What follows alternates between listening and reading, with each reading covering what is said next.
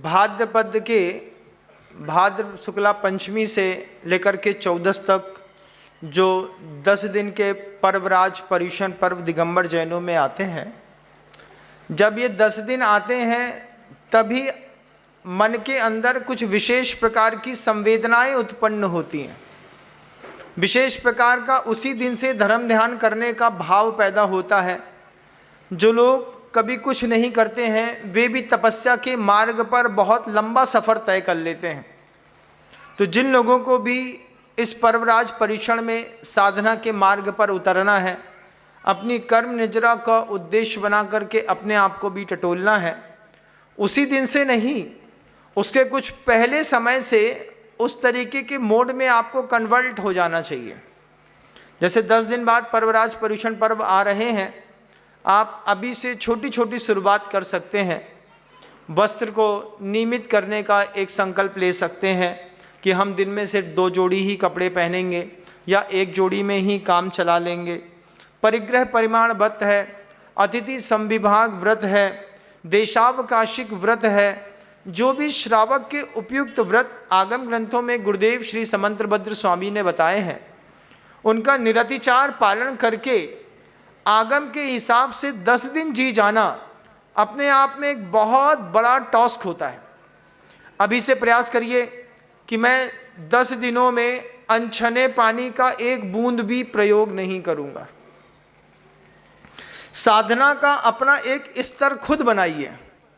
सुबह से लेकर शाम तक में मेरे जीवन में प्रयोग होने वाला जितना भी जल है वह छना होगा, अनछने का प्रयोग नहीं करूंगा।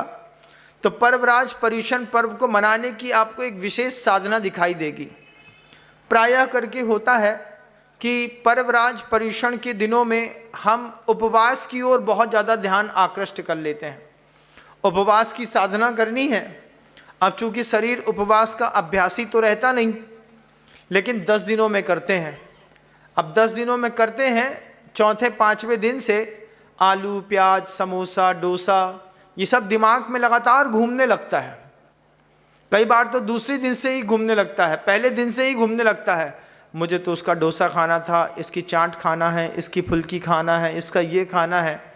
तो उपयोग में बार बार जब भोजन आता हो, उसके लिए 8-10 दिन पहले से थोड़ा साधना करना शुरू करिए कि अभी 10 दिन पहले से बाहर के भोजन का त्याग कर दीजिए।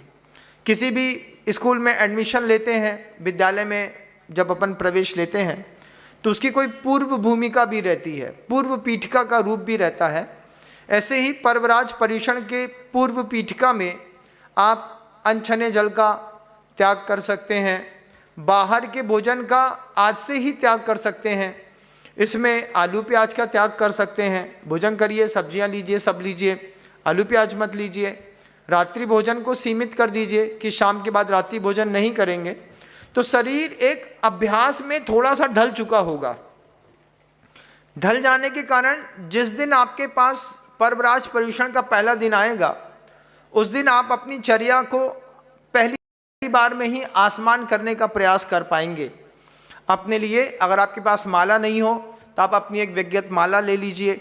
जिन माँ बहनों के पास बहुत सारी साड़ियाँ हैं लेकिन सफ़ेद साड़ी नहीं है, हल्की सी छीट वाली, वे अपने लिए एक कॉटन की साड़ी बुलवा सकती हैं। हथकरघा का वस्त्र मिल जाए, उसको पहले से आप तैयार कर लीजिए। संकल्प कर लीजिए 10 दिनों में ये हथकरघा के वस्त्र पहन करके ही हम अपना धर्म ध्यान करेंगे। चूँकि वह पर्वराज पर्युषण चारों तरफ से पुण्य को खींचते हैं, तो उसके लिए भी हमको बाहरी भूमिका भी बनानी पड़ती है। अंतरंग की भी भूमिका बहुत ज़्यादा आवश्यक होती है।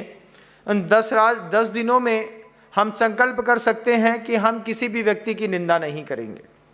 हम इस बात का संकल्प कर सकते हैं कि अभी इसका शुरुआत कैसे करें महाराज? शुरुआत ऐसे करिए कि अभी अगले 10 दिन का नियम ले लीजिए कि 10 दिन अगले किसी भी मरे हुए व्यक्ति की निंदा नहीं करेंगे। जो लोग दुनिया छोड़ के चले गए हैं उनकी निंदा नहीं करेंगे, ना किसी राजनेता की करेंगे, ना किसी पड़ोसी की करेंगे, ना घर के लोगों की करेंगे। तो धीरे से वाणी संयम, वाक संयम आएगा, मन संयम आएगा। जब आप अगर कोशिश करें कि हर शब्द में जी लगा करके बोलने की, किसी भी व्यक्ति को बुलाएं तो जी शब्द का भी प्रयोग करेंगे, तो मन संयम, वचन संयम और काया, तीनों के संयम के साथ अपने आप को पूर्व पीठिका में तैयार कर लेंगे तो पहले दिन भारी नहीं लगेगा। जो लोग उपवास करते हैं, उपवास करने की साधना अपने आप में अद्भुत होती है। भोजन से मोह छोड़ना मतलब शरीर से मोह छोड़ना कहलाता है।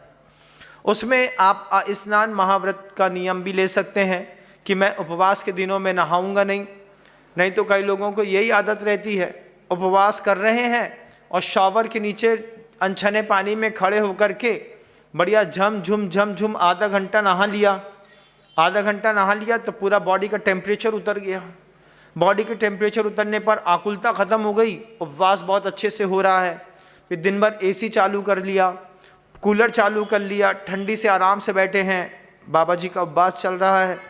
तो फिर क्या है, हाँ अभी एसी में बैठे हैं। तो आप पहले से संकल्प कर लें कि 10 दिनों में हम कूलर और एसी का प्रयोग नहीं करेंगे। इतना सा नियम ले लें कि वायु का एक जीवों की विराधना ज़्यादा ना हो। हम 2 नंबर से ज़्यादा पंखे को नहीं चलाएंगे, उसमें भी जितना हम कंट्रोल कर सकें। विद्युत का प्रयोग हम कम से कम करने का प्रयास करेंगे। मौन लेने का संकल्प करेंगे। विभिन्न प्रकार के वाहनों का प्रयोग का हम पहले से ही त्याग कर देंगे। गाड़ियाँ वगैरह हैं, 2 दिन पहले से धो करके अपने घर में व्यवस्थित करके रख दीजिए, भैया 10 दिन मैं इसका प्रयोग नहीं करूँगा। क्यों? अहिंसा परमो धर्म। 10 दिन तो मिलते हैं, क्योंकि उसी 10 दिनों में संवेदनाएं उस भाव को लेकर के आसमान छूती हैं। तो जब आसमान छूती संवेदनाएं हैं तो आप उसकी इस तरीके से 5 इंद्रियों के असंयमित जीवन से अपने आप को रिवर्स लेकर के संयम में अगर स्वीकार करते हैं, लेकिन पूर्व भूमिका बनाते हैं तो पर्वराज मनाने का आनंद बहुत आएगा। अगर ऐसा नहीं करते हैं तो फिर आप उपवास भी कर रहे होंगे और 24 घंटे कचौड़ी दिमाग में घूम रही होगी। पिज्ज़ा, बर्गर, चाउमीन, जो आपको 10वें दिन जिससे पालना करनी है वो आपको पहले दिन सुबह सुबह ही दिखाई देने लगेगा। आज उपवास है, अब आज ही का दिन बड़ा भारी है। जब आप साधना में उतर जाते हैं तो पहला दिन भी बहुत भारी लगने लगता है।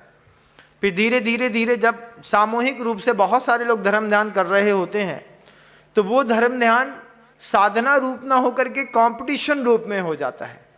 तो कंपटीशन का नाम संयम नहीं है, उसमें अपने अंतर्मन को संयमित करने का भाव रहता है। जैसे कछुआ अपनी पूरी इंद्रियों को सकोड़ लेता है, ऐसे ही हम भी अपनी 5 इंद्रियों को सकोड़ लेते हैं, तब जाकर के पर्यूषण वैचारिक रूप से, व्यवहारिक रूप से, दोनों रूप से सफल बनता है। मैं इसके बारे में प्रतिदिन थोड़ा थोड़ा जरूर बताता रहूँगा, एक दिन में बहुत लंबा विस्तार हो जाएगा।